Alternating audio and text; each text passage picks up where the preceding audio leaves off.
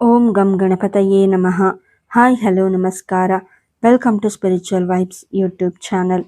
ಜ್ಯೋತಿಷ್ಯ ಶಾಸ್ತ್ರದಲ್ಲಿ ನವಗ್ರಹಗಳ ಸಂಚಾರಕ್ಕೆ ಅತ್ಯಂತ ವಿಶೇಷವಾದ ಮಹತ್ವವಿದೆ. ಪ್ರತಿಯೊಂದು ಗ್ರಹವು ತನ್ನದೇ ಆದ ವಿಶಿಷ್ಟ ಗುಣಲಕ್ಷಣಗಳನ್ನು ಹೊಂದಿದ್ದು ಮಾನವ ಜೀವನದ ಮೇಲೆ ಆಳವಾದ ಪ್ರಭಾವ ಬೀರುತ್ತದೆ. ಇದೀಗ ನವಗ್ರಹಗಳಲ್ಲಿ ಅತ್ಯಂತ ಶುಭಗ್ರಹ, ಪ್ರೀತಿ, ಸೌಂದರ್ಯ, ಐಶ್ವರ್ಯ ಮತ್ತು ಭೌತಿಕ ಸುಖಗಳ ಅಧಿಪತಿಯಾದ ಶುಕ್ರದೇವನು ತನ್ನ ರಾಶಿಯನ್ನು ಬದಲಾಯಿಸಲಿದ್ದಾನೆ. ಹೌದು, ಇದೇ ಜುಲೈ 4, 2026 ಸಂಜೆ 7:18ಕ್ಕೆ ಶುಕ್ರನು ಗ್ರಹಗಳ ರಾಜನಾದ ಸೂರ್ಯನ ಮನೆಯಾದ ಸಿಂಹ ರಾಶಿಯನ್ನು ಪ್ರವೇಶಿಸಲಿದ್ದಾನೆ. ಇಲ್ಲಿ ಆತ ಆಗಸ್ಟ್ 1, 2026 ಬೆಳಿಗ್ಗೆ 9:33 ಅಂದರೆ ಸುಮಾರು 1 ತಿಂಗಳ ಕಾಲ ಸಂಚರಿಸಲಿದ್ದಾನೆ.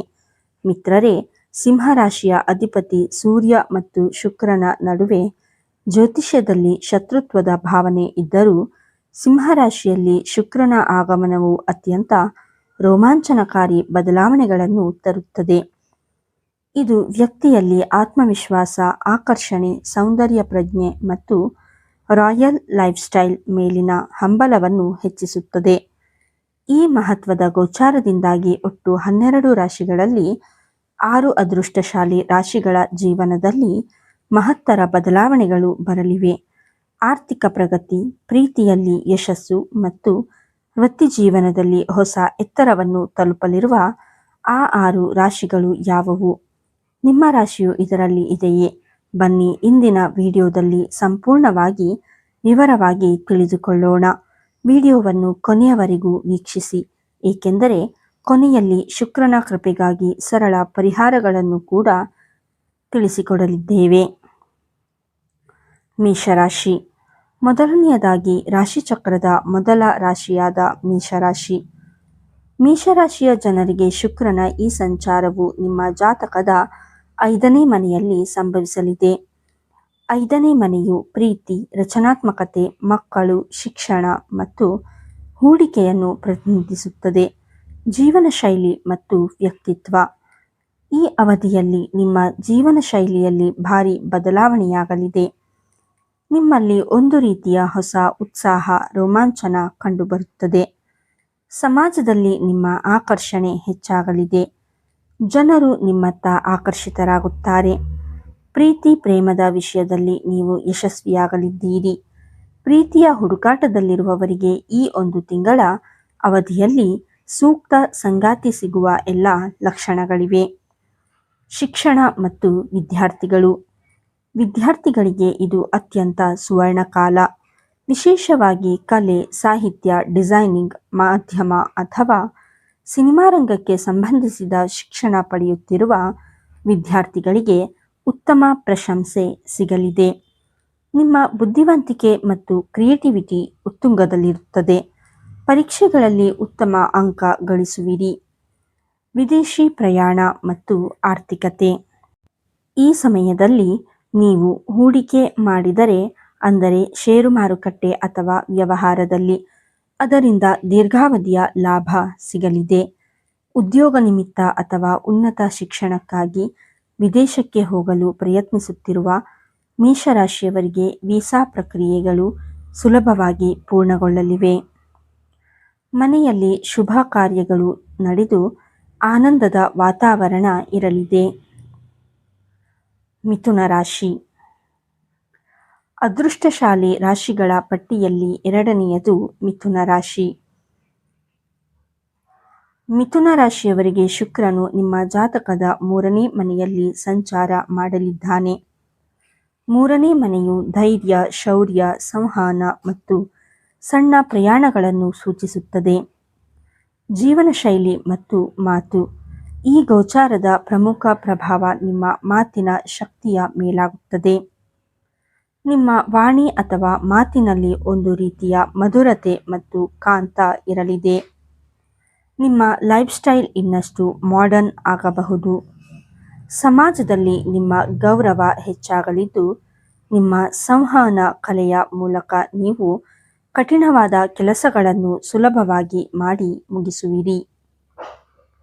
ಶಿಕ್ಷಣ ಮತ್ತು ವೃತ್ತಿ, ಮಾರ್ಕೆಟಿಂಗ್, ಲೇಖನ, ಮಾಧ್ಯಮ, ಜರ್ನಲಿಸಂ ಅಥವಾ ವ್ಯಾಪಾರ ಕ್ಷೇತ್ರದಲ್ಲಿರುವ ಮಿಥುನ ರಾಶಿಯವರಿಗೆ ಇದು ಅತ್ಯಂತ ಲಾಭದಾಯಕ ಸಮಯ. ಹೊಸ ಕೌಶಲ್ಯಗಳನ್ನು ಕಲಿಯಲು ವಿದ್ಯಾರ್ಥಿಗಳಿಗೆ ಇದು ಪ್ರೇರಣೆ ನೀಡುತ್ತದೆ. ನಿಮ್ಮ ಐಡಿಯಾಗಳಿಗೆ ಬಾಸ್ ಅಥವಾ ಹಿರಿಯ ಅಧಿಕಾರಿಗಳಿಂದ ಮೆಚ್ಚುಗೆ ಸಿಗಲಿದೆ. ವಿದೇಶಿ ಪ್ರಯಾಣ ಮತ್ತು ಸಂಬಂಧಗಳು, ಸಹೋದರ ಸಹೋದರಿಯರು ಹಾಗೂ ಸ್ನೇಹಿತರಿಂದ ನಿಮಗೆ ಸಂಪೂರ್ಣ ಬೆಂಬಲ ಸಿಗಲಿದೆ. ಉದ್ಯೋಗದ ನಿಮಿತ್ತ ಸಣ್ಣ ಅಥವಾ ದೀರ್ಘ ದೂರದ ಪ್ರಯಾಣಗಳು ಎದುರಾಗಬಹುದು ಮತ್ತು ಈ ಪ್ರಯಾಣಗಳು ನಿಮಗೆ ಆರ್ಥಿಕವಾಗಿ ಲಾಭ ತಂದುಕೊಡಲಿವೆ. ವಿದೇಶಿ ಕಂಪನಿಗಳೊಂದಿಗೆ ವ್ಯವಹಾರ ಮಾಡುವವರಿಗೆ ಹೊಸ ಡೀಲ್ಗಳು ಕುದುರಲಿವೆ. ನಿಮ್ಮ ಆರ್ಥಿಕ ಸ್ಥಿತಿ ಮೊದಲಿಗಿಂತ ಉತ್ತಮವಾಗಲಿದೆ. ಸಿಂಹರಾಶಿ, ಮೂರನೆಯದಾಗಿ ಈ ಗೋಚಾರದ ಕೇಂದ್ರಬಿಂದುವಾಗಿರುವ ಸಿಂಹರಾಶಿ, ಏಕೆಂದರೆ ಶುಕ್ರನು ನಿಮ್ಮದೇ ರಾಶಿಯ ಮೊದಲನೇ ಮನೆಯಲ್ಲಿ ಅಂದರೆ ಲಗ್ನ ಸ್ಥಾನದಲ್ಲಿ ಪ್ರವೇಶಿಸುತ್ತಿದ್ದಾನೆ. ಇದು ನಿಮಗೆ ಅತ್ಯಂತ ಅದ್ಭುತವಾದ ಸಮಯ ಎನ್ನಬಹುದು. ಜೀವನ ಶೈಲಿ ಮತ್ತು ವ್ಯಕ್ತಿತ್ವ, ನಿಮ್ಮ ಲೈಫ್ ಸ್ಟೈಲ್ ಸಂಪೂರ್ಣವಾಗಿ ರಾಜವೈಭವದಂತೆ ಬದಲಾಗಲಿದೆ. ನಿಮ್ಮ ರೂಪ, ಸೌಂದರ್ಯ ಮತ್ತು ಆಕರ್ಷಣೆ ಗಣನೀಯವಾಗಿ ವೃದ್ಧಿಯಾಗಲಿದೆ. ನೀವು ನಿಮ್ಮ ಉಡುಪು, ಸುಗಂಧ ದ್ರವ್ಯಗಳು ಮತ್ತು ಸೌಂದರ್ಯದ ಮೇಲೆ ಹೆಚ್ಚು ಖರ್ಚು ಮಾಡಲಿದ್ದೀರಿ. ಸಕಾರಾತ್ಮಕ ಶಕ್ತಿಯು ನಿಮ್ಮಲ್ಲಿ ತುಂಬಿರುತ್ತದೆ. ಸಂಬಂಧ ಮತ್ತು ವಿವಾಹ, ನೀವು ಸಿಂಗಲ್ ಆಗಿದ್ದರೆ ನಿಮ್ಮ ಜೀವನಕ್ಕೆ ವಿಶೇಷ ವ್ಯಕ್ತಿಯ ಎಂಟ್ರಿ ಆಗುವ ಸಾಧ್ಯತೆ ದಟ್ಟವಾಗಿದೆ. ವಿವಾಹಿತ ಸಿಂಹರಾಶಿಯವರ ಜೀವನದಲ್ಲಿ ರೊಮ್ಯಾನ್ಸ್ ಮತ್ತು ಸಾಮರಸ್ಯ ಹೆಚ್ಚಾಗಲಿದೆ. ಹಳೆಯ ಭಿನ್ನಾಭಿಪ್ರಾಯಗಳು ದೂರವಾಗಿ ಸಂಗಾತಿಯೊಂದಿಗೆ ಮಧುರ ಕ್ಷಣಗಳನ್ನು ಕಳೆಯುವಿರಿ.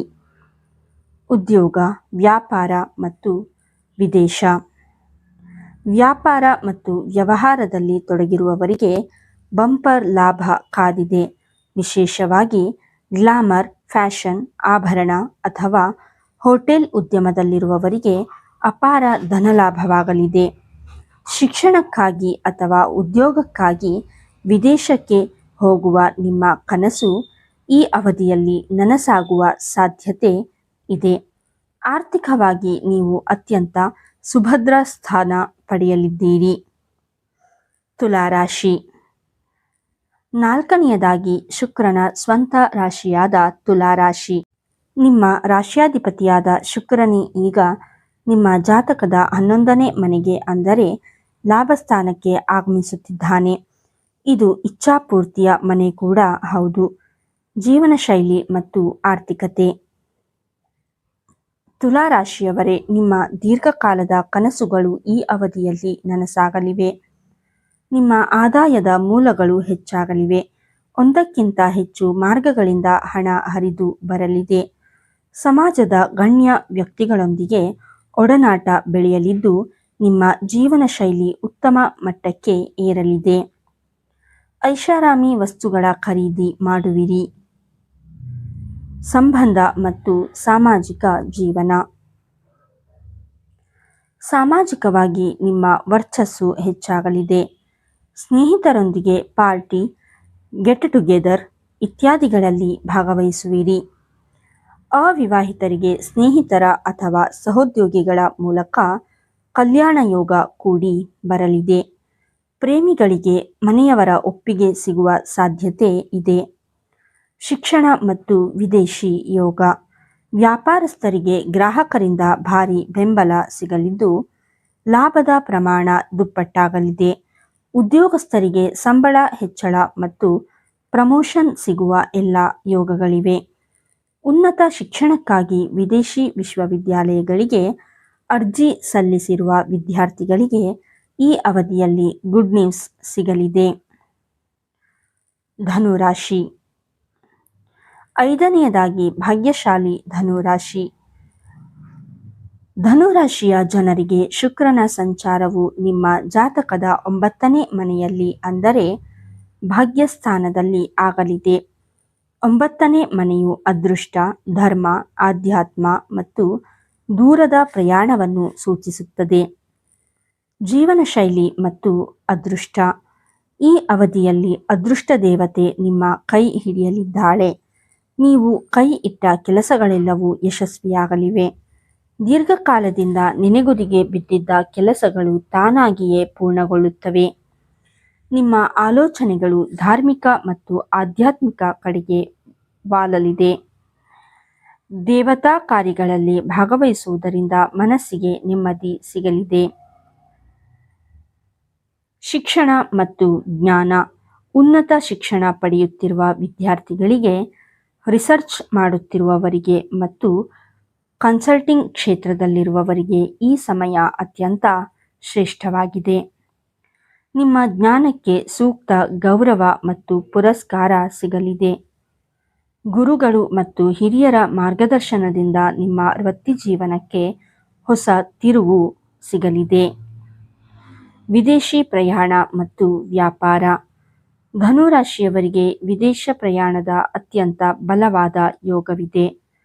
ಅದು ಉದ್ಯೋಗದ ನಿಮಿತ್ತ ಇರಬಹುದು ಅಥವಾ ಧಾರ್ಮಿಕ ಪ್ರವಾಸ ಇರಬಹುದು. ವಿದೇಶಿ ವ್ಯಾಪಾರದಿಂದ ಭಾರಿ ಧನಲಾಭವಾಗಲಿದೆ. ಕುಟುಂಬದವರೊಂದಿಗೆ ಪ್ರೇಕ್ಷಣೀಯ ಸ್ಥಳಗಳಿಗೆ ಭೇಟಿ ನೀಡಿ ಅವಿಸ್ಮರಣೀಯ ಕ್ಷಣಗಳನ್ನು ಕಳೆಯುವಿರಿ. ಆರ್ಥಿಕವಾಗಿ ಪ್ರಗತಿ ಖಂಡಿತ.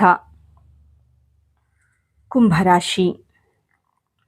6ನೇಯದಾಗಿ ಮತ್ತು ಕೊನೆಯದಾಗಿ ಶನಿದೇವನ ಪ್ರೀತಿಯ ರಾಶಿಯಾದ ಕುಂಭರಾಶಿ.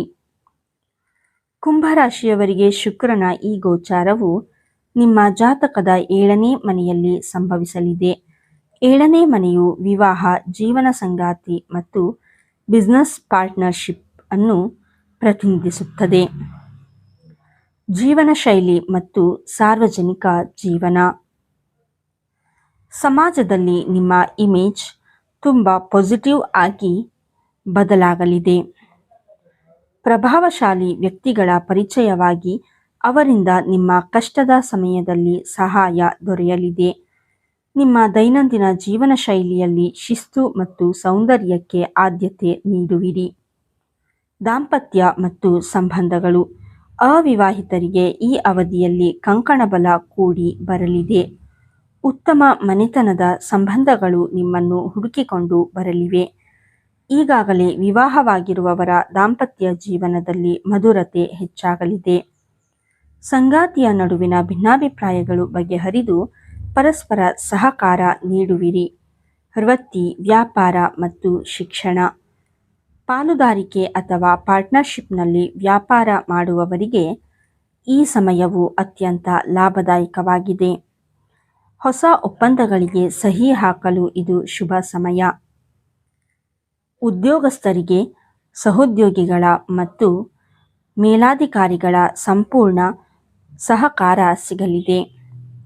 ಆರ್ಥಿಕ ಪರಿಸ್ಥಿತಿ ನಿಧಾನವಾಗಿ ಆದರೆ ಅತ್ಯಂತ ಸುಭದ್ರವಾಗಿ ಬಲಗೊಳ್ಳಲಿದೆ. ವಿದೇಶಿ ಸಂಪರ್ಕಗಳ ಮೂಲಕ ವ್ಯಾಪಾರ ವಿಸ್ತರಣೆಗೆ ಅವಕಾಶ ಸಿಗಲಿದೆ. ಶುಕ್ರ ಗ್ರಹದ ಅನುಗ್ರಹಕ್ಕಾಗಿ ಸರಳ ಪರಿಹಾರಗಳು. ಸ್ನೇಹಿತರೆ, ಈ 6 ರಾಶಿಗಳಿಗಂತೂ ಶುಕ್ರನ ಈ ಸಂಚಾರವು ಅತ್ಯಂತ ಅದ್ಭುತವಾದ ಫಲಗಳನ್ನು ನೀಡಲಿದೆ.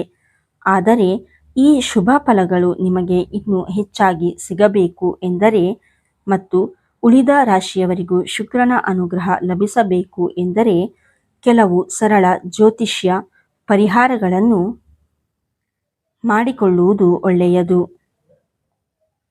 ಶುಕ್ರವಾರದ ಉಪವಾಸ. ಪ್ರತಿ ಶುಕ್ರವಾರದಂದು ಮಹಾಲಕ್ಷ್ಮೀ ದೇವಿಯ ಆರಾಧನೆ ಮಾಡಿ. ಸಾಧ್ಯವಾದರೆ ಬಿಳಿ ಬಣ್ಣದ ಸಿಹಿ ತಿಂಡಿ ಅಥವಾ ಪಾಯಸವನ್ನು ದೇವಿಗೆ ನೈವೇದ್ಯ ಮಾಡಿ ನಂತರ ಅದನ್ನು ಪ್ರಸಾದದ ರೂಪದಲ್ಲಿ ಹಂಚಿ. ಶುಕ್ರ ಮಂತ್ರ ಪಠಣೆ. ದಿನಾಲು ಅಥವಾ ಪ್ರತಿ ಶುಕ್ರವಾರದಂದು ಓಂ ಶುಂ ಶುಕ್ರಾಯ ನಮಃ ಎಂಬ ಮಂತ್ರವನ್ನು 108 ಬಾರಿ ಜಪಿಸಿ. ದಾನ. ಬಡವರಿಗೆ ಅಥವಾ ಅರ್ಚಕರಿಗೆ ಬಿಳಿ ಬಣ್ಣದ ವಸ್ತುಗಳನ್ನು ಉದಾಹರಣೆಗೆ ಅಕ್ಕಿ, ಸಕ್ಕರೆ, ಹಾಲು ಅಥವಾ ಬಿಳಿ ಬಟ್ಟೆ ದಾನ ಮಾಡಿ. ಸ್ವಚ್ಛತೆ ಮತ್ತು ಸುಗಂಧ. ಶುಕ್ರನಿಗೆ ಸ್ವಚ್ಛತೆ ಎಂದರೆ ಪ್ರೀತಿ. ಆದ್ದರಿಂದ ನಿಮ್ಮ ಮನೆ ಮತ್ತು ಸುತ್ತಮುತ್ತಲಿನ ಪರಿಸರವನ್ನು ಸ್ವಚ್ಛವಾಗಿಡಿ. ದಿನನಿತ್ಯ ಸುಗಂಧ ದ್ರವ್ಯಗಳು ಅಥವಾ ಪರ್ಫ್ಯೂಮ್ಗಳನ್ನು ಬಳಸಿ. ಇದು ನಿಮ್ಮ ಜಾತಕದಲ್ಲಿ ಶುಕ್ರನನ್ನು ಬಲಪಡಿಸುತ್ತದೆ. ವೀಕ್ಷಕರೇ, ಜುಲೈ 4ರಿಂದ ಆಗಸ್ಟ್ 1ರವರೆಗೆ ನಡೆಯಲಿರುವ ಈ ಶುಕ್ರ ಗೋಚಾರವು ನಿಮ್ಮೆಲ್ಲರ ಜೀವನದಲ್ಲಿ ಸುಖ, ಶಾಂತಿ, ಐಶ್ವರ್ಯ ಮತ್ತು ನೆಮ್ಮದಿಯನ್ನು ತರಲಿ ಎಂದು ನಾವು ಮನಸಾರೆ ಹಾರೈಸುತ್ತೇವೆ.